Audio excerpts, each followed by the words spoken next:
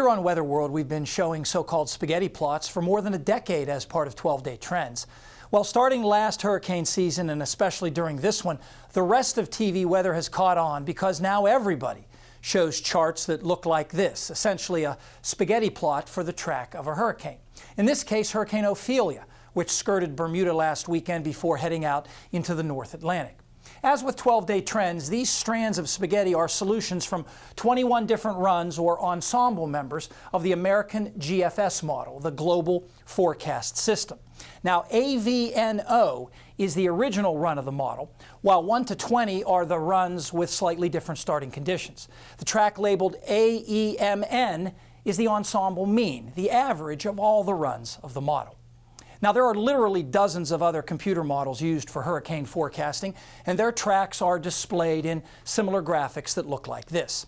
These models vary widely in complexity. The most complicated are so-called dynamical models, which take hours of computer time to solve equations such as Newton's F equals ma, which govern atmospheric flow. Statistical models, on the other hand, run very fast and are based solely on historical relationships between a storm's behavior and its location and time of year. Then there are hybrids. Statistical dynamical models combine historical relationships with input from the dynamical models. Trajectory models move a storm along using winds obtained from a dynamical model, kind of like a stick in a stream. And finally, consensus models combine forecasts from other models, sometimes as a simple average, other times by weighting some models more than others. Forecasts from the dynamical models are shown on a spaghetti plot called late cycle track guidance, because these models take the longest to run, and so forecasters see them last. These include the GFS model that we mentioned before, the Navy model called the NOGAPS, the Hurricane Weather Research and Forecasting model, which comes from the Weather Service, and 3 variations of a model that come from the Geophysical Fluid Dynamics Lab, or GFDL, in Princeton, New Jersey.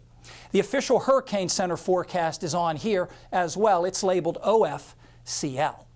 Now, forecasts from the models that run fastest are in the spaghetti plot called early cycle track guidance. These include CLP5, short for climatology and persistence, a statistical model used mainly as a benchmark to compare the skill of other models. The beta and advection models, or BAM, are trajectory models that move or advect storms based on winds averaged through different depths of the atmosphere. Now, the models ending in I are interpolated versions of the model runs from 6 hours before, while the models beginning with T are consensus models, combining forecasts of subsets of these other models. Well, will we need to be checking these hurricane spaghetti plots anytime soon?